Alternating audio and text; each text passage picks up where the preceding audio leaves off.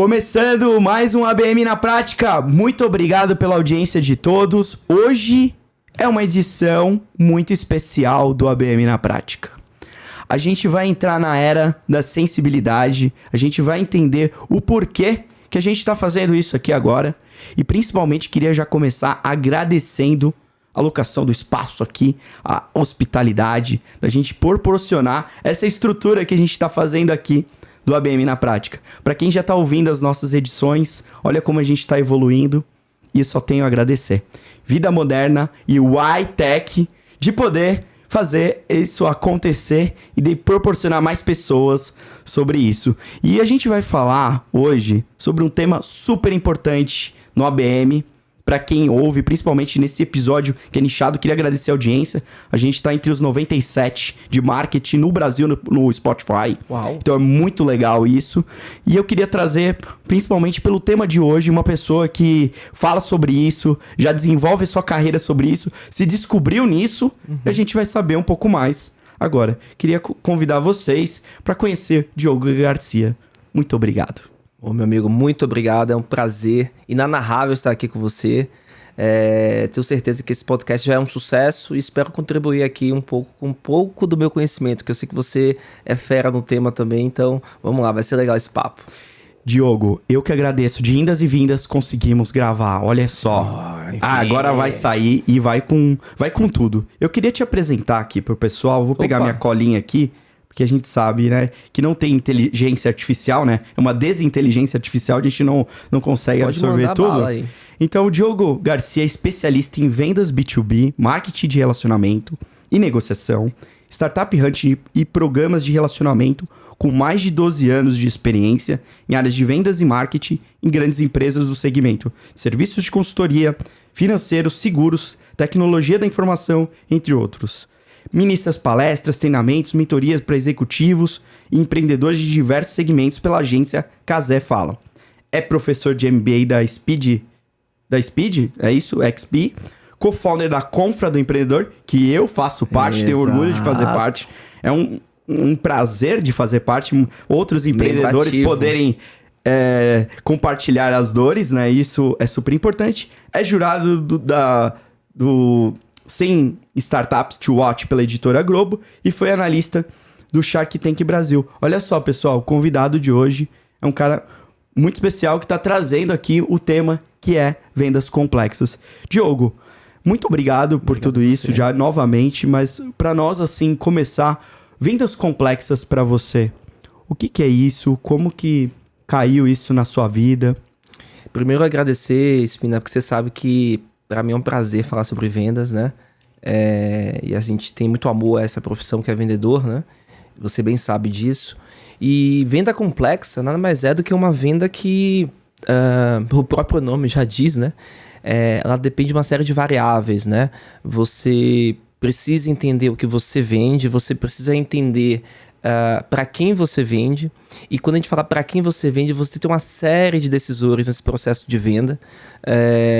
Não é uma venda direta no sentido do cliente já entender o valor, né, do que você vende. Então, pode ser B2C, mas ele está mais conectado com as vendas B2B, que são vendas onde você tem um timing diferente, né? São tickets maiores. E por ser um time diferente, tickets maiores, você precisa realmente de ter toda uma não só do ponto de vista do comprador, né, todo um processo de decisão mais longo, que envolve diversas variáveis, como também de quem vende. Você tem que considerar uma série de questões, né? Desde o entender a real necessidade do cliente até você customizar e trazer algo que realmente atenda às necessidades. De uma maneira bem breve, seria isso. Cara, isso é uma coisa que muitas pessoas me perguntam, né? Que se minha venda é complexa, né? E acaba chegando muito essa informação.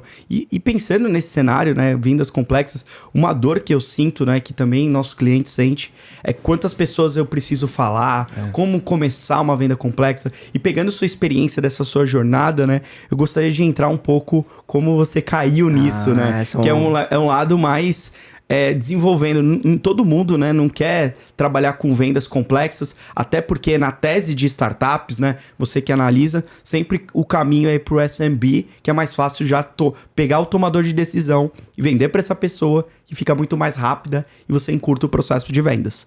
Mas para uma venda complexa, eu vou vender para uma grande companhia, né, uma grande empresa, uma Ambev, uma Magalu, uma Klabin, são empresas que têm processos, têm uma governança estrutural. Sim. E a gente precisa entrar dentro das empresas. Uma startup pequena, a gente vai chegar nessa pergunta, calma. Essa é boa. Vamos lá, daqui a pouco a gente chega nessa pergunta. Uma startup pode vender para uma... Mas antes disso, eu quero entender como o Diogo surgiu esse caminho, né? O why do Diogo, né? Não sou o Simon Sinek, mas vamos entrar no why aqui, no porquê disso tudo. Eu adoro responder essa pergunta, Espina, porque quando eu fiz faculdade, né? Eu fiz administração, né? E as pessoas costumam dizer que a administração é um curso de quem não sabe o que vai fazer. E eu realmente não sabia o que fazer. E quando você faz o curso de administração, pouco tempo atrás, né? Que a gente é novo, né? A gente estuda de tudo um pouco. De estatística, passando por economia, marketing e estratégia, enfim. E eu não gostava de vendas. Nunca gostei de vendas. É muito curioso.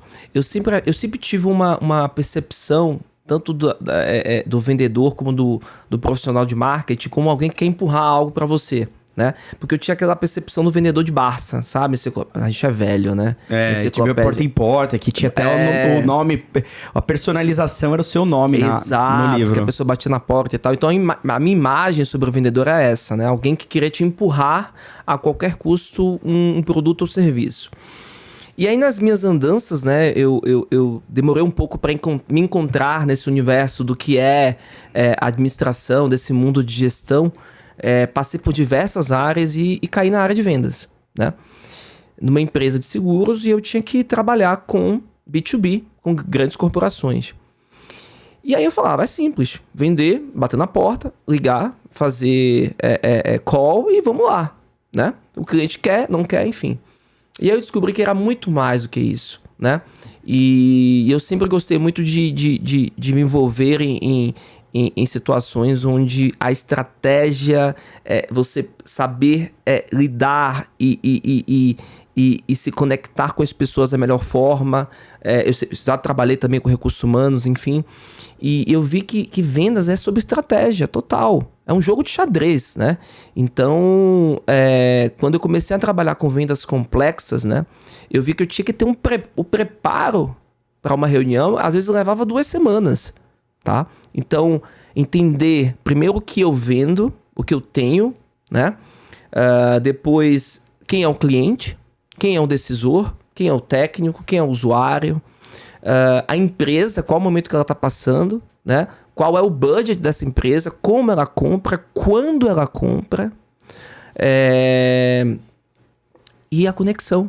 Como é que é o meu interlocutor? Ele é direto ao ponto, ele é mais expressive, ele é uma pessoa mais amistosa. Então, assim, é uma ciência onde você contempla aí, onde você tem desde de técnicas mesmo de apresentação, de você se apresentar para o cliente, a você entender o que é que para o cliente é valor, né? E a gente vai entender que 60% do processo de venda ele é totalmente emocional, né? Ele não é racional, mais do que 60%, eu diria até. E também toda essa estratégia, né, que vai até a negociação do fechamento da venda, até o pós-venda. Então, eu vi que havia muito mais estratégia do que obviamente, aquela visão preconceituosa, né?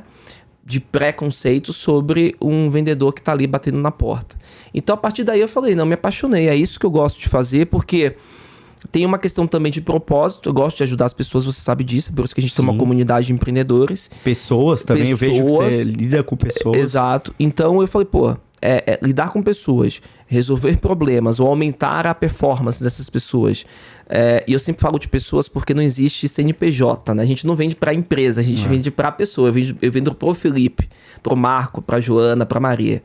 E todo esse jogo de xadrez interessante que você vai ter que saber como mover as suas peças, de você pensar na melhor estratégia, na melhor abordagem. Cara, isso me fascinou e foi aí que eu falei, eu quero vendas. estudei, fiz uma pós, fiz curso lá fora, fui entender lá o que os gringos falavam sobre metodologia, sobre métodos, e vi que o brasileiro ele tem muita coisa bacana desenvolvida aqui. A gente tem o ABM, né? Então, e aí voltei, e aí decidi, em todos esses 12 anos aí atuando na área de vendas, e sou vendedor com muito orgulho, porque eu acho que um vendedor bom, né? E acho que esse é o meu desafio todo dia. Ele, no final do dia, ele quer desenvolver relações de longo prazo, relações de confiança. Então, isso para mim é muito forte, né? Você se tornar confiável aos olhos de alguém que precisa de você, e isso ultrapassa até mesmo a marca que você representa hoje. Então, não é sobre o Diogo que está em tal empresa, né? É sobre o Diogo que resolveu um problema, que sabe das minhas dores e necessidades, e que futuramente eu vou pedir qualquer ajuda pra ele. Tipo, Diogo, já me pediram indicação de babá, né? Eu nem filho tenho ainda, né? Então é muito louco isso. Então, tornar a venda complexa algo simples e prazeroso, pra mim foi algo que fez muito sentido, e é por isso que eu tô aqui hoje com o maior prazer falando. Se vocês deixarem, eu vou falar 1 hora sobre vendas. Eu tenho certeza, mas você tocou num ponto que eu achei super interessante, que você falou 2 semanas estudando antes de falar. E eu sempre falo, né, desde quando eu escrevi esse livro, né, aqui o Personalização. Muito bom, por sinal, tá? Recomendo. Esse livro aqui que eu escrevi sobre personalização, eu falo muito que... muito importante, né? Sem dados, sem personalização. Então você estudou, você foi entregar algo de valor para a pessoa. E né, muita gente acaba... quem que é meu cliente? Quem bate na porta? Quem preenche o formulário e gera essa levantada de mão?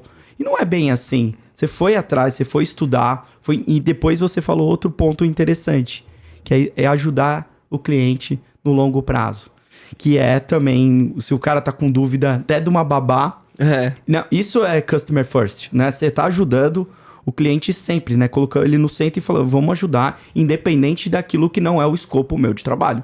Sim. Isso você constrói relacionamento verdadeiro, porque você está trazendo valores. Você vai amarrar o cliente e falar assim, nossa, além de tudo isso, você tá me entregando isso que tá fora, é encantamento do cliente, né?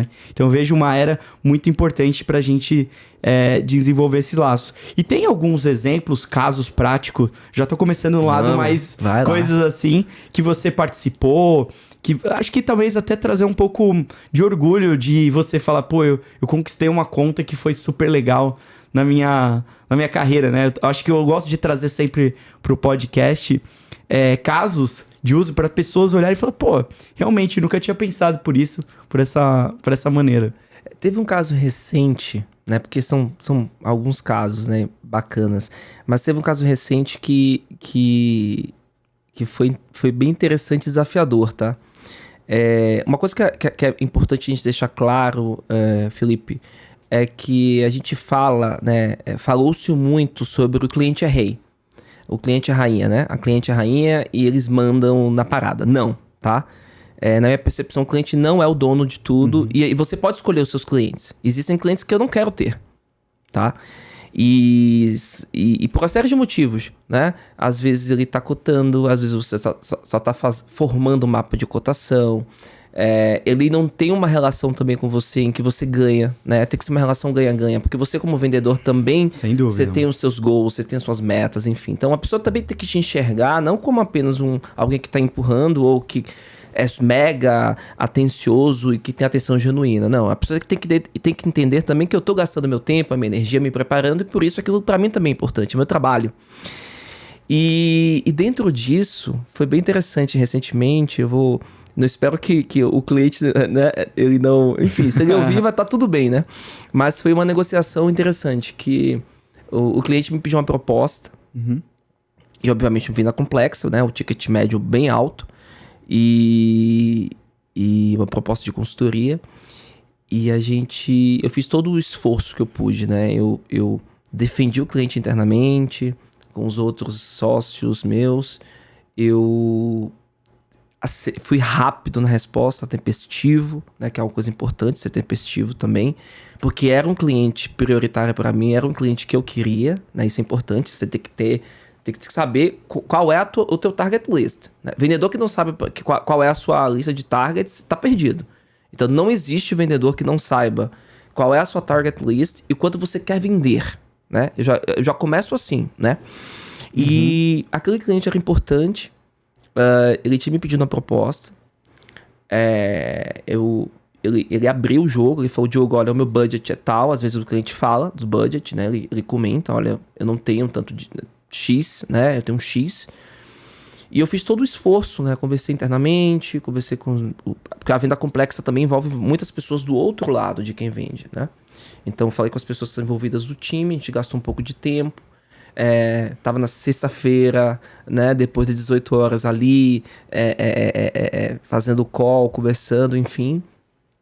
Apresentei a proposta no tempo, né? Certo. Como eles queriam. E aí... No dia seguinte, o cara me liga, né? O meu comprador técnico, tá? E que a gente vai falar daqui a pouco. E me diz assim, olha, eu te gostou muito da proposta, vocês atingiram o budget, né? Atingiram o target, o preço. Porém, eu fechei já com outra empresa e...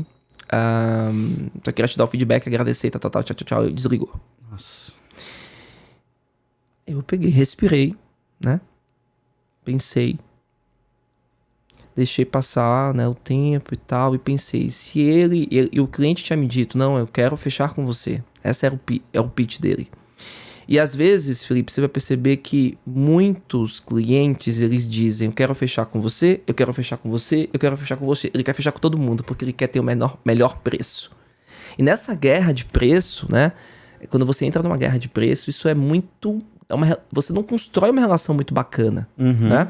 Total. Porque você fica refém daquilo e na próxima rodada é mais desconto e você é visto como uma pessoa que só dá desconto. E eu não quero só dar desconto, eu quero gerar valor, sabe? E mais do que gerar valor, eu quero construir uma relação de confiança. Então, eu gerei uma relação... Eu me esforcei para gerar uma relação de confiança, onde eu atendi tempestivamente, onde eu tive o cuidado de avaliar, onde eu defendi internamente o case, né, a empresa, mas o meu cliente não fez isso por mim, né? Então eu liguei para ele depois e falei, cara, deixa eu te falar, cliente X, ele sabe o que é. Olha, esse não é um tipo de relação que eu gostaria de ter com você, né? Você tá aqui, a gente já se conhece e tudo mais, mas todo o processo da minha parte foi muito claro, transparente, eu fiz o que eu pude fazer, da tua parte eu não senti isso. Então eu só quero te dar esse feedback. Tá? Você pode seguir com a outra empresa, mas eu não achei que foi fair, justo. E fiz o meu, né, o chamado, assim como a gente faz o loss review do cliente, ele também precisa me ouvir, né? É uma relação ganha-ganha. E aí você não sabe o que aconteceu, cara. No final do dia, um dos decisores me ligou e falou, Diogo, a gente vai reverter.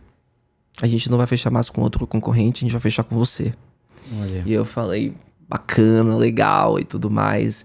E seguimos, fechamos o contrato e me coloquei inteiramente à disposição, porque assim tinha oferecido tudo que eu poderia, né, além do serviço em si, o plus, né, que a gente pode fazer, e deixei muito claro para ele que não era esse tipo de relação que eu queria construir. E aí foi revertido. Esse foi um caso, assim, recente que foi muito bacana. Eu fiquei muito feliz, assim, com a conquista. E o vendedor, ele tem essa coisa da conquista, né? A gente gosta de ganhar, né? Eu sempre falo em todas as minhas palestras, conquistar é melhor que convencer. Né? A gente precisa fazer isso, né? Você trouxe uma relação e muito bacana. E foi genuíno, tá? Não foi pra impor, não foi pra mudar o cenário. Foi genuíno, só foi verdadeiro. E combinado não sai caro. Exato. Você foi desde o começo falando, não é uma relação que eu quero ter. Exato. Então esse ponto. E você trouxe outro ponto que eu acho que é super interessante. A relação do ganha-ganha. A relação do ganha-ganha é muito importante para as duas empresas. Não é só o cliente ganhar ou você querer ganhar em cima dele por uma questão de um preço. Se aquilo não está construindo valor para você, é mais um negócio e não faz sentido. Exato. O que eu vejo hoje também no meu cenário como startup, toda a relação que eu tenho com os clientes, ele está ajudando a construir o meu produto. Isso. Eles estão junto, eles estão participando da minha jornada. Eu sou uma startup early stage. Se ele está comigo hoje, eu vejo ele daqui a alguns anos, vai ser legal essa construção. O que a gente passou, aquela confiança que teve no começo, que você acabou de falar, tudo que foi combinado, e aí você vê isso no longo prazo. Tudo que eu vi na Resultados Digitais, na RD Station, foi isso. Os clientes que apostaram no começo estão até hoje mais de 10 anos de empresa. Né? Então você vê uma coisa, uma relação, pô, eu ajudei a construir, eu participei desse processo. Não é só o valor nisso, né? Então eu vejo isso um fator super importante. Trazendo agora um pouco que eu acho que é super valioso para quem tá ouvindo, ainda mais num tema de vendas complexas, né, Diogo? Como começar isso, né? Eu tenho uma startup e preciso fazer vendas complexas. Boa. Tem alguma parte... Não tem um tutorial. Obviamente eu odeio fórmula mágica, né? Eu odeio fórmulas prontas, né? Cada vez menos funciona. Não. Fórmula mágica, a receita de bolo pra gente não existe. Por isso que eu uso muito da personalização, por isso que eu gosto de encantar, entender o cliente. Eu acho que o deep diving, né, de entender o cliente, você ganha na profundidade, estudar. E aí eu queria ouvir um pouco de você. Como começar uma estratégia de vendas complexas do zero, para quem está iniciando, para quem precisa fazer isso? Qual o melhor caminho do zero agora? Zero mesmo. Você trouxe um ponto que eu acho super bacana e eu vou trazer aqui para a sua audiência, que é o seguinte. Fórmula mágica, né? Hoje a gente estamos num contexto em que existem fórmulas mágicas para tudo, né? Eu acho até engraçado às vezes quando eu vejo aquelas fórmulas do tipo venda e e triplique, enfim, eu não consigo nem consigo replicar o pitch. E uma coisa que eu sou muito genuíno também é nos elogios, sabe, Felipe? Eu acho que você faz um trabalho muito bom, consistente. E pode ter certeza, cara, se você viesse com ABM ou MBA ou BAM, as pessoas iriam querer saber o que é que você estava fazendo. Porque você construiu durante a tua jornada, você falou da RD aí, uma relação de confiança com teus stakeholders. Então não é sobre o que você tem hoje, a startup que você tem hoje, é sobre o que você construiu nesse tempo. Eu acho isso muito bacana. E eu não vejo, por exemplo, eu acompanho o seu trabalho há um tempo, né, distrito e tudo mais, eu vejo algo muito genuíno, customizado e sem essas fórmulas mágicas, porque não é sobre isso. Venda complexa não tem como ter fórmula mágica para venda complexa, porque é muito complexo. Então, mas essa pergunta que você trouxe, eu acho que é super importante, né? Quando as pessoas me perguntam como começar, né? Como é que eu começo, Diogo? Eu vou vender para corporate, eu vou vender para startup, eu não sei, eu tô aqui do nada. Às vezes, muitas vezes o CEO, ele acumula muitas funções, e esse é o mundo das startups, né? Não tem essa coisa de CEO, CTO, blá, blá, blá. Às vezes é tudo, CEO, CTO, faz café. É one man, one band. One man, one woman, que faz tudo. Limpa chão, todos. Faz café e é isso. E o que eu sempre digo o primeiro passo para você pensar é o seguinte, onde você está hoje, né? O quanto você já vendeu? Não vendi nada, tá? Você já vendeu alguma coisa? Sim. O que é que você vendeu? Né? E o que é que você teve de resultado? Vendeu muito, vendeu pouco? Qual é o seu lifetime value com aquele cliente? E pensar no seguinte, qual é a minha projeção de venda futura e para quem eu quero vender? Porque eu já ouvi muitas startups dizendo assim, Diogo, o meu target são todas as empresas, sei lá, de agrobusiness. Não existe isso. Você não vai conseguir atender todo mundo. Primeiro porque startup tem uma capacidade operacional limitada no início. Early stage, principalmente. Então não dá para você atender todas as empresas do agro do Brasil. Você vai ter que recortar. E esse recorte, o que eu costumo dizer é o seguinte, às vezes a gente se subestima como CEO, como vendedor e tudo. A gente fala assim, mas eu não conheço ninguém. Mas é o Felipe que é bem relacionado. O Diogo que é super mega relacionado. E aí é que tá o ponto. O que você teve uma jornada de vida até agora, né? Eu já vendi para amigo meu que estudei na escola. E que de repente, né? Eu me vi ali, ele como decisor de um projeto. Então eu acho que você tem que definir muito bem quem que é o teu público-alvo, em termos de targets. E essa lista ela tem que ser uma lista possível de ser atingida, então não pode ser algo também, se você é um só, ou se você é um time de 2 pessoas, não pode ser uma lista, né, irreal, e definir ali com base nos relacionamentos, com base no histórico de compra, né, e com base em comportamentos semelhantes. Quando eu digo comportamento semelhante se eu vendo para essa empresa, qual seria uma empresa parecida com essa, para quem eu posso vender, né, e estabelecer também uma estimativa de receita. Diogo, mas eu não sei ainda, tô começando. Calma. Faz a estimativa, revisa a cada 3 meses. Diogo, mas 3 meses é muito tempo. Faz a cada mês. Diogo, cada mês para mim é mega complicado. Faz a cada 2 semanas, não sei. Depende muito da natureza do teu negócio. Então, na pandemia, por exemplo, vou me trazer como exemplo, né? Trabalho numa empresa de consultoria, auditoria. Eu revisei o meu plano a cada 3 meses, porque eu não sabia o que ia acontecer. Ainda mais em tempos incertos, né? Exato. Então, eu acho que o primeiro passo é esse, tá? É você saber exatamente qual é o teu público, né? E isso você pode testar no mundo das startups, né? Isso é ótimo. É muito, né? Você tem que testar o tempo inteiro, né? Como é que vai ser. E aí depois vem uma segunda etapa, que são os canais, como é que você vai atingir esses clientes, conhecê-los, enfim. Que aí a gente pode explorar aqui nas próximas perguntas. Eu acho isso muito legal, porque você acabou de falar o que a gente realmente faz, né? Sempre começo por um perfil ideal de cliente. Né? Então, acho que até subtítulo aqui, quem fala com todos não fala com ninguém, né?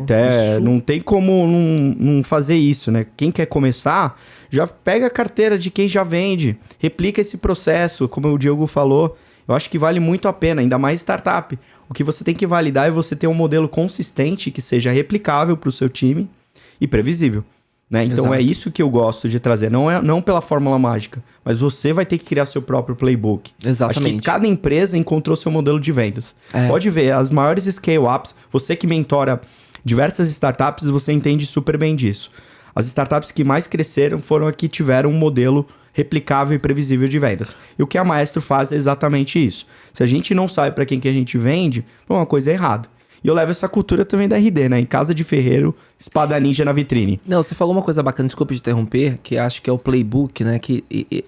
E às vezes as pessoas têm uma visão do vendedor como uma pessoa mega expansiva e que vai lá, baixa a porta, que esquece tudo e que não tem processo. Tem que ter processo, tá? Então, vendedores, tem que ter processo, tem que ter playbook.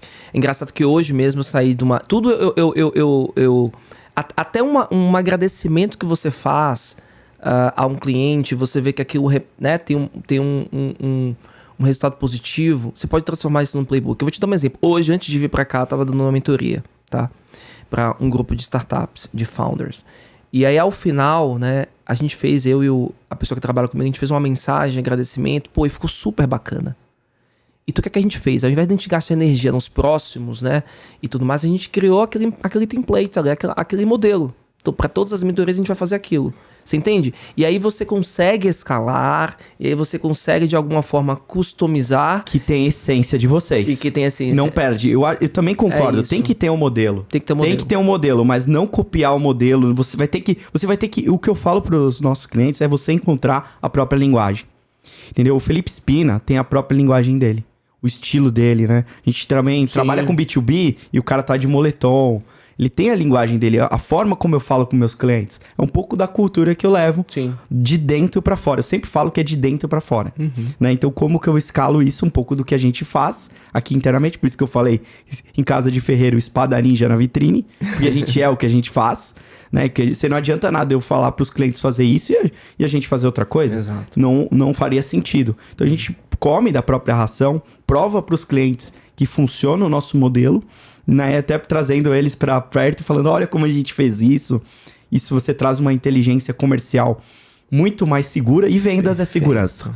Eu quero trazer para vocês que vendas é segurança. Um diretor não assina um contrato se o time dele não tá confortável se vai tocar essa solução. Então eu vejo assim e falo, cara, você tem que trazer segurança. Você tem que saber. Por isso que eu vejo uma coisa interessante, que quando eu construí a Maestro, que ela tem um braço de educação. A gente tem uma certificação de Account Based Marketing, né? Nossa metodologia, né? O ABM. A gente tem uma certificação, a gente treina as pessoas e depois leva para o produto. Então, educando a pessoa antes, o que eu ganho? Aumento o meu LTV e diminuo o churn. Porque a pessoa sabe mexer no produto. Entendeu? A gente capacita. Então não adianta nada eu vender um produto e o time não saber utilizar, não saber a melhor ação, qual que é o meu alinhamento marketing e vendas, como que eu vou fazer essa função. Então hoje eu trago muito mais ação, que além de uma ferramenta, é capacitar pessoas. Eu acredito muito nisso, que toca no tema que você falou. Pessoas, comunidade. Então entra tudo isso. Você vê as empresas de SaaS, HubSpot, Salesforce, diversas empresas lá fora fizeram uma comunidade.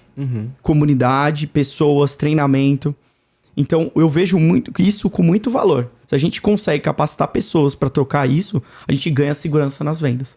Então, não é só tornar o branding da minha marca, mas educar o cara saber que ele tá aprendendo alguma coisa e você se tornar autoridade disso. Você falou das empresas de agro, se ele tem um case de agro e ele consegue mostrar para os clientes dele, assim, que esse case foi muito bom, ele ganha segurança na venda. Exato. Porque outros vão olhar e falar, você fez isso? Quais foram os resultados? Olha que legal. O cara tem um estudo de caso excelente. Né? Então, eu vejo isso nas vendas quando a gente traz segurança. Muitas das nossas vendas, como a nossa venda é complexa também, muitos clientes pedem o telefone de outro cliente. Então acaba... Porque no começo é muito difícil vender. No começo, a gente tá falando de uma startup que tá começando a vender para grandes empresas. É muito difícil no começo. Você ter prova social, você ter depoimento, você ter estudo de caso, as pessoas confiarem, e principalmente numa venda de longo prazo. Sim. Porque a gente sabe que uma venda complexa, o cara não vai vender em menos de 6, 9 meses, até um ano, né? Você vê que consultorias, processos acaba mais de um ano, inclusive. Né? E eu queria trazer algumas dicas assim pro pessoal, pra esse podcast, vai ser excelente, ó. Olha essas dicas. Tô gostando aqui. Qual seria o melhor ponto de contato hoje que você vê? Isso aqui é o quê? É espumante, é? É um espumante, esse é um brute. Esse é um brute, e esse aqui é um rosé. Caraca, pra você, um rosé. Negócio chique, viu? Brindar, né? Não, brindar é quando bate uma lata no outro, isso não é um brinde, né? Ah, tá bom. Isso é um presente, né? Cara, muito... Olha, é assinado, cara. É isso aí, cara. É chique, viu? Tem que ter. Isso aqui é um dos pontos de contato da Maestro. Esse aqui vira cliente e a gente manda autografado. Bacana. Então esse é um ponto de contato. E eu queria trazer para você, qual ponto de contato você acredita que é mais eficiente para falar dentro de uma reunião? O que você já fez hoje que é um ponto de contato excelente? Porque é uma venda, você não começa ali num cold call, ali um e-mail frio, ou vai criando um relacionamento. Sim. Ainda mais que você foi muito consultivo e fala com pessoas, você traz isso pra perto, né? É engraçado que na comunidade da Confra, né, o pessoal chama o diogômetro, né? Que eu bato o olho na pessoa... Parece que eu faço uma leitura, né? Você faz um disque do cara, o perfil comportamental, o cara faz o... Em poucos segundos, né? Mas isso aí vem muito da experiência também. Acho que quem trabalha com vendas também, você que trabalha com vendas, já saca, né? A pessoa ali. Acho que, assim, uma dica que eu diria, assim, eu sempre digo que vendas é sobre decifrar pessoas, né? Você não vende para a empresa, você não vende para... Natura, Procter & Gamble, você não vende para BM, você não vende, enfim. Você vende para o Felipe, para Maria, para o João, enfim. Então, uma dica que eu dou é o seguinte: quem é a pessoa que está do outro lado da mesa, com que você está negociando, e quais são as motivações dela? E é muito curioso, e é fato, que boa parte das motivações que levam as pessoas a comprarem o seu serviço ou produto não necessariamente está conectado com os goals da empresa.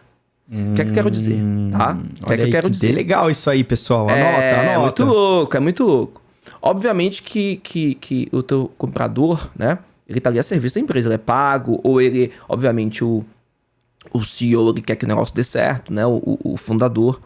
Mas você tem que entender também o seguinte: se ele ou ela compra o teu serviço, além de trazer o benefício para a empresa, que é resolver um problema de risco, ou seja, a empresa vai quebrar se não fizer isso, ou de performance, a empresa vai aumentar as vendas, a empresa vai aumentar a sua relevância no mercado, melhorar os controles internos, etc. O que é que você vai trazer para ela ou para ele em termos de benefício? Vou dar um exemplo. Vamos supor que eu tenho lá um comprador técnico e decisor, vamos supor que ele seja decisor e técnico, um CFO. E ele me contrata para fazer um serviço X. Não vou citar aqui exemplos para não puxar muita sardinha para o meu universo. Um serviço X, tá? E você apresenta o serviço, você entendeu, você fez todo o processo de venda complexa, né? Que é quem entender quais são as necessidades. Você sabe o que você está vendendo, né? Que não existe vendedor que não sabe o que está vendendo.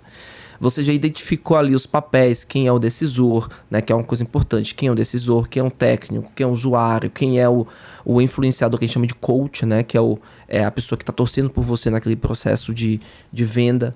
Você sabe qual é a empresa, você sabe qual é a melhor forma de se comunicar, é WhatsApp, é LinkedIn, é e-mail, enfim. Você já fez um briefing com o teu time, você já fez o debriefing da reunião, você já definiu quem lidera a reunião, quem fala primeiro, quem não sei o quê. Você já faz o controle do tempo. Como é que vai ser a reunião? 1 hora? Então, como é que a gente vai fazer? Os primeiros minutos vamos ouvi-lo e tudo mais. Enfim, você já fez todo o trabalho ali de preparação, né? E também você já está em contato ali com o cliente. Mas aí existem aspectos subjetivos que não são tão racionais, que não estão ali no playbook, né? De você dizer, olha, ele quer resolver isso, ele é o decisor, a empresa já comprou 1 milhão, deve comprar mais 1 milhão esse ano, o melhor período de compra é outubro, não é agosto, então a gente tem que, né, se aproximar dele em junho, a gente vai criar uma régua de relacionamento, de conteúdo, enfim. Tudo que você utiliza da sua perspectiva de marketing, de relacionamento, para estar próximo do teu cliente, para, obviamente, você concluir a venda. Mas, esse CFO, por exemplo, ele pode querer contratar o teu projeto por uma simples razão. Ele quer ser promovido. E com o teu projeto, ele vai conseguir ter visibilidade na empresa pelo CEO, pelo comitê executivo, pelo comitê X, enfim. Então, olha como isso pesa na escolha e no processo de decisão. E você tem que saber disso. E muitas vezes até a pessoa não contrata. As pessoas não querem contratar, tem risco, né? Fala, putz, e se der errado, o problema vai ser eu. Vai ser, exatamente. Eu que fiz isso. Assim como, e aí uma coisa que eu sempre digo, nunca superestime e nem subestime ninguém no processo de venda. Porque, por exemplo, o CFO, ele pode querer ganhar uma promoção para ser VP, para ser presidente, o que quer que seja. Mas você vai lidar no dia a dia, né? Quando você executar o teu serviço ou vender o teu produto, com alguém que vai utilizar esse produto, que é o usuário. E aí esse usuário, ele vai fazer julgamentos a respeito do que você vendeu. Você vai chegar no primeiro dia e o CFO, sei lá, vai te falar, olha, CFO é o diretor financeiro, tá? Pra quem não sabe. Você vai conversar aqui com o meu analista. Você tem que entender também o que é que esse analista tem como aspiração, como motivação. Bem, o Felipe chegou aqui, pediu um monte de documento, quer ter acesso aqui ao histórico. Esse cara vai me dar um puta trabalho. Eu tô aqui quieto, tava tudo beleza, perfeito. Aí vem uma pessoa, um consultor, vem alguém vender um serviço novo. Eu vou ter que dedicar meu tempo, enfim. Vou ter que sair mais tarde. Eu vou ter que pegar meu filho mais tarde na escola. E às vezes é uma bobagem nessa que muda todo o jogo. E aí, se você conversa com esse usuário e fala assim, amigão, olha, vamos fazer o seguinte, joga tudo na pasta, que lá eu seleciono e tudo mais. Facilita a vida do usuário. Porque, e aí eu tenho uma coisa, e isso estatisticamente para falar, tá? Os usuários são aquelas pessoas que não decidem nada no processo de venda, eles tendem a influenciar mais negativamente do que positivamente. O que eu quero dizer? Vamos supor que você vende um serviço para uma empresa, para o diretor financeiro, e você vai lidar com o analista financeiro, analista contábil.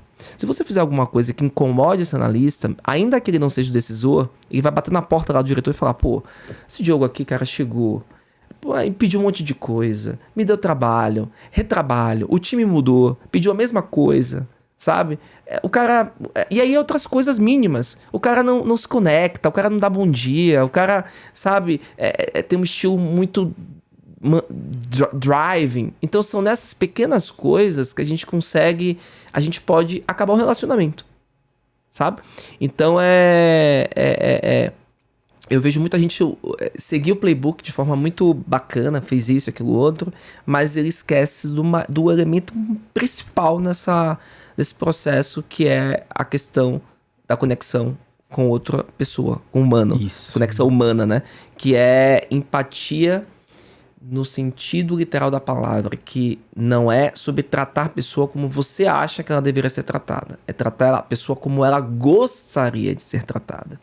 E isso, meu amigo, você não faz apenas... Tudo bem que você pode ter o diogômetro, o espinômetro, mas você precisa conversar, você precisa interagir, você precisa entender. E aí o bom vendedor é aquele que também que faz boas perguntas. E não é aquelas perguntas para você tentar investigar o que é que você quer, não. São perguntas abertas mesmo, são perguntas no papo, no dia a dia, entender, né? É o café que você toma ali no momento... Você ganha a pessoa pela qualidade, pela né? qualidade. O cara fez eu pensar, poxa, às vezes ele nem sabia que ele precisava de ABM. Isso. Por que você tá falando isso, né?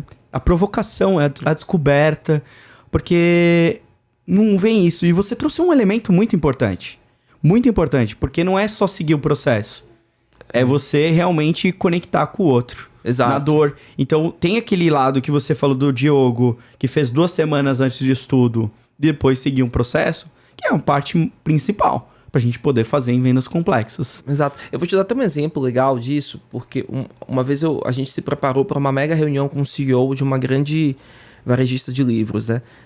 Aqui do Brasil. E aí, toda aquela preparação, a gente fez todo o dever de casa e tal, e eu fui com o meu colega pra reunião. Só que só tinha um ponto, né? A gente sabia tudo da empresa, a gente sabia o momento, a gente sabia... a gente já tinha até um briefing de reuniões anteriores, mas a gente não conhecia o perfil do pessoas. CEO. A gente não sabia como era o presidente. E era o presidente. Mega decisor, né? E a reunião foi às 18 horas, sabe? Final do dia, a pessoa cansada, sabe? E a gente foi lá e tal, e fizemos, né, tal PPT bonito, tudo bonito, a proposta e tudo mais, enfim. Nós sentamos à mesa, né, começamos a conversar, só que o meu colega, talvez um pouco afoito, né, querendo vender, querendo mostrar as credenciais, seguir todo o processo, né, ele não percebeu como é que o CEO reagia a cada slide que ele passava. Ele não fez a leitura, né? E aí eu percebi que dentro que eu uso uma metodologia que é do Tracom, né? Que são os perfis, né? O expressivo, o driving, o amável, o amigável, né? E o analítico. E aí tem vários no mercado, né? Disc, enfim. E ele não percebeu quais eram as reações, né? A cada momento que se passava da reunião. E eu percebi que o cara começou a ficar entediado. Que ele não estava curtindo aquilo, né? Que parecia que tudo que a gente estava falando, ele já sabia. E aí, para não perder a reunião, eu tive que interromper o meu colega, educadamente e gentilmente. Eu falei assim, olha, eu sei que você tá sem tempo, né? Me parece que você tá com muita coisa para fazer. Empatia. Era estilo driving, ele era direto ao ponto. Então, vamos fazer o seguinte, que tal... se a gente fosse direto ao ponto e te mostrasse aqui o escopo da proposta e o valor? Faz sentido? E faz. Isso para um driving é música para os ouvidos. Uma pessoa diretiva. Perfil americano também.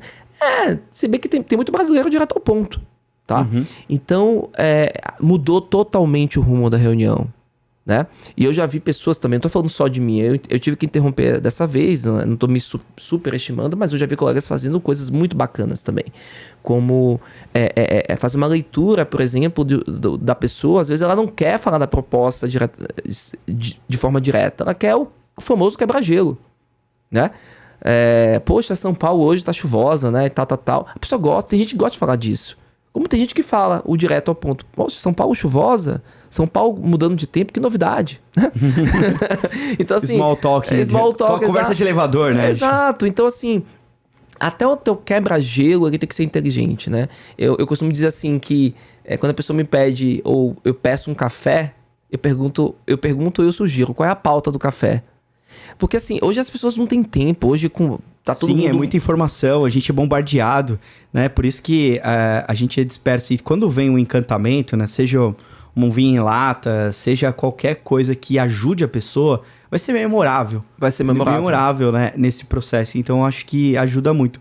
Eu queria trazer uma coisa pra cá agora, que a gente vê muito caso de sucesso nas vendas complexas. Mas a gente tem dificuldade de falar nas nossas vulnerabilidades. Eita, Por exemplo, como que a gente vê hoje, né, os erros para pessoas que estão ouvindo aqui não cometer. Eu queria perguntar pro Diogo Garcia. Erros que você cometeu, acho que é legal a gente, até se expor é legal pra gente criar até uma parte disso. Eu também, todo mundo, nós cometemos erros e a gente tem uma cultura de erro, faz a gente ter mais aprendizados.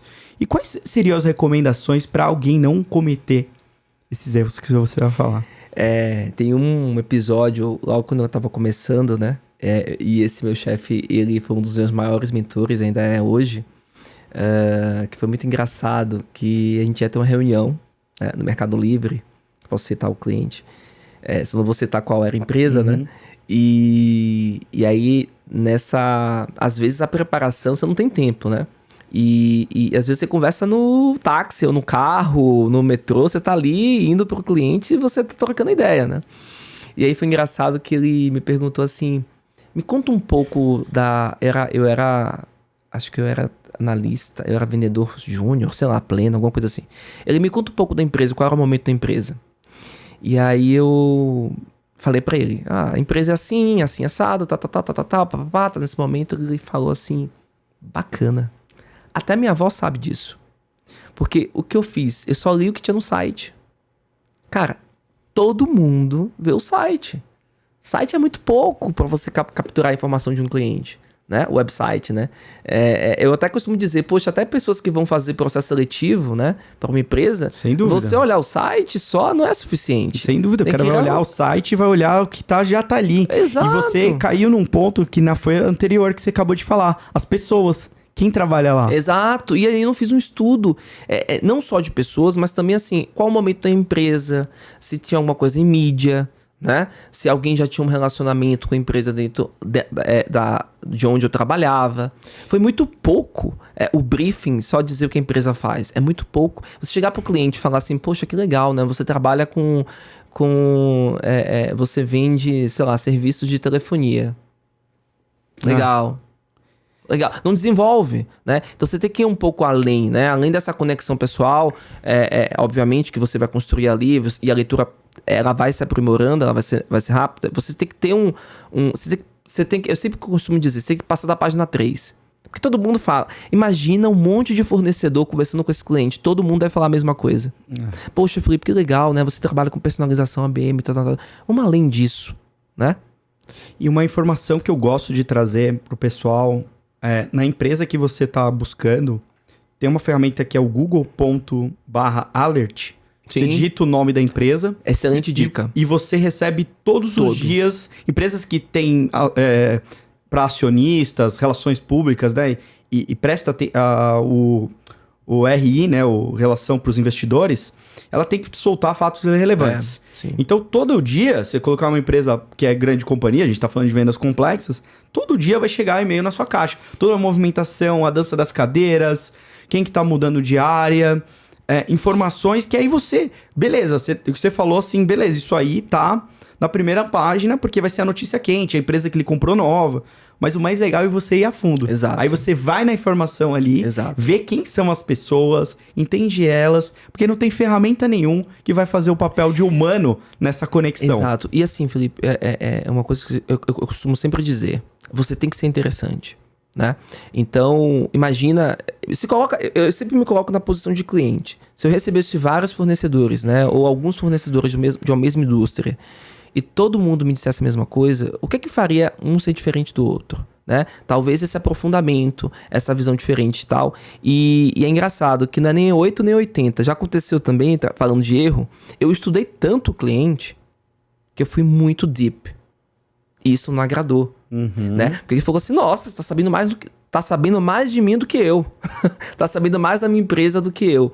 Então, quando você captura muita informação, ou você por exemplo, eu vou até indicar algumas ferramentas aqui, você tem que perguntar, você tem que saber trazer isso pra mesa. Você não vai vomitar na mesa, né? Desculpa a palavra, no sentido de, eu sei que você tá fazendo isso, claro. Eu sei que ontem você tomou um vinho, eu sei que ontem você tava no bar ali. Isso eu sei que você até demais. Eu sei que você gosta disso, não. Você tem que ser inteligente para poder utilizar essa forma de stalkear.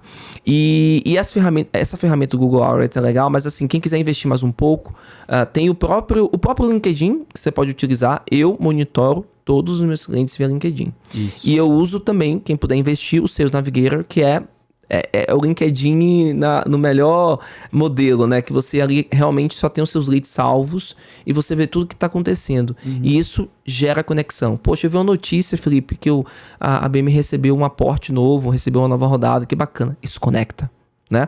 Porque mostra que você tá acompanhando, mostra que você tá atento, mostra que você é uma pessoa interessante, interessada e conectada.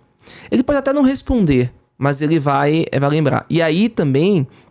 Eu acho que outro erro também que eu acho que é importante é saber o teu estilo, que foi uma coisa que você falou.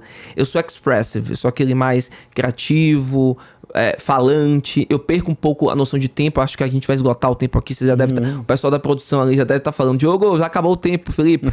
Então, quando eu tô numa reunião, sabendo que eu posso extrapolar, eu tento sempre me controlar. E quando eu tô com outra pessoa que é expressive, como você, se a gente sentar pra conversar, amigo, a gente é capaz de ultrapassar o tempo aqui e ficar o dia inteiro.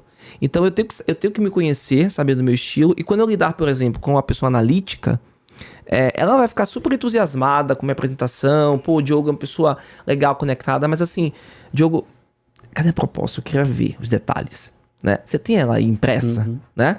Ou uma pessoa também que é mais direto ao ponto. Diogo, bacana, legal, já vi que você tem boas credenciais, você fala bem, poxa, apresentou bem, mas assim, deixa eu ser bem objetivo contigo. Eu preciso da proposta hoje, o valor é esse, tá com imposto, tá sem imposto, enfim.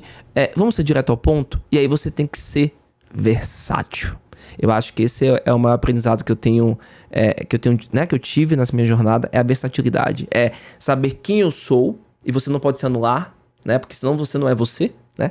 E como é que eu me adapto e me conecto? Não é se anular, é me conecto com outra pessoa. Pô, o Felipão aqui, a gente, né, tá em casa. A gente sabe como a gente, né, como a gente conversa, chegou aqui brincando e tal, conversando. Mas talvez você tivesse um outro perfil. Diogo, vamos lá, já te passei a pauta, vamos começar aqui o podcast, 1, 2, 3, gravando. E aí eu teria que me adaptar, né? Pra gerar essa conexão e pra você sair satisfeito. É sobre isso. Perfeito. Acho que a gente... tá fazendo massa, um trabalho, né? Muito bacana, cara, é uma conversa muito legal. Me contrata pra BM, acho que o pessoal vou trabalhar aqui, viu? Vai trabalhar aqui com a gente, já entra aí, tá contratado. Beleza. Pode começar, a gente tá precisando, estamos precisando de uma vaga de vendas, vinho, então você vem, ter vinho, vai ter tudo, né? Personalização, é isso que a gente gosta de fazer e buscar pessoas apaixonadas, como você, é o mais importante, que gostam do negócio, né? Então traz muito do propósito da nossa missão, que é ajudar as outras empresas a vender para outras empresas do modelo replicável e previsível. Cara, eu queria deixar aqui pra gente ir indo pro final uma pena, né? Senão a gente ficava até... Pena. Uma dica pro pessoal que quer fazer vendas complexas. Eu sei que você já falou... tem várias takeaways desse episódio, né? Que você comentou de estudar o cliente, de entender pessoas... Contou um pouco dos erros, que não ser tão deep, né? Também não estudar só o básico, né? Ter o meio do termo, porque assusta. Personalizar demais até assusta, né? Tem dados que você não precisa, sensíveis que você não precisa... Eu sei o que você fez no verão passado. Eu acho que aí não vale a pena, né, pessoal? Mas aí vamos tocar nesse sentido. Então traz pra gente alguma dica que você fala que, puta, isso é essencial, que você olharia uma pessoa com os olhos diferentes, sabendo essa informação para vendas complexas. Uma dica que eu daria para alguém que vai... Quer trabalhar com vendas? Quer trabalhar com vendas? Já dei algumas, né? Várias. Mas, várias. Dica para quem quer trabalhar com venda complexa. Olha, o que eu vejo muito, né, no mercado, às vezes são os vendedores atirando para todos os lados. Então você fala, por exemplo, vamos... aquele processo que eu te falei, né? Essa empresa, né, que produz aqui esse vinho espumante Brut, ela é nosso target, tá? E a gente precisa vender para essa empresa. Spina Wines, essa aí. Hã? É Spina Wines. Spina Wines, ok. Spina Wines. Literalmente, Spina Wines. Pô, o cara tá diversificando, hein? Spina Wines, compra você também. Então, a Spina Wines é meu target, eu já defini, é no mercado de bebidas, já tive uma receita recorrente, uma receita, né, anterior, enfim. E aí eu pego essa carteira, né? Vamos supor que você nunca se apresentou ao cliente, e aí você faz o famoso mapeamento de relacionamentos, né? Você quer vender para spin lines, não sei, vamos dar um exemplo. Eu quero vender um serviço de recrutamento e seleção para as pessoas da empresa. Tá. E aí você faz aquele briefing interno lá, né? Você com o teu time e tal, e todo mundo discute. E o que eu vejo muito, sabe? Que as pessoas dizem assim, eu conheço a pessoa lá do spin lines. Beleza, bacana. Quem que você conhece? É o analista é o técnico de segurança. Bacana. Ou eu conheço o CEO. Legal, né? A primeira pergunta que eu faço é: quem que é essa pessoa no jogo do bicho? Quem que é essa pessoa no jogo da venda? Ela decide, ela influencia, qual é o papel dela? Porque às vezes a gente perde muito tempo conversando com pessoas que não vão decidir. E eu vou te falar uma coisa. O que o vendedor mais tem uma das coisas que ele tem mais de observar é que ele tem que equalizar também o tempo dele e energia. Até porque você não vende de madrugada do B2B, das 8 às 18, sei lá, enfim. Então, identificar e validar quem são os verdadeiros influenciadores naquele processo. Porque às vezes o CEO... Não é. Não é. Você vai conversar com um cara, o cara vai dizer, que legal, bacana, fala lá com o meu RH. Isso é péssimo, né? Sabe? Então você queima até uma ficha com uma pessoa que você não poderia... Sabe, você tá usando o tempo dela à toa. Assim como eu falei do CEO, técnico de segurança para serviço de recrutamento, cara, ele não vai te ajudar muito. Entendeu? Essas pessoas podem te ajudar a identificar quem que é a melhor pessoa dentro da empresa. Agora, você não pode usar o tempo dessas pessoas. Deixa eu te marcar um café contigo pra falar. Não faz sentido. Não faz sentido. Então eu vejo as pessoas nesse afã também de dizer, eu conheço, né? E tem muito disso, né? O vendedor, às vezes, ele é muito vaidoso. Eu conheço, eu tenho contato lá e tudo mais.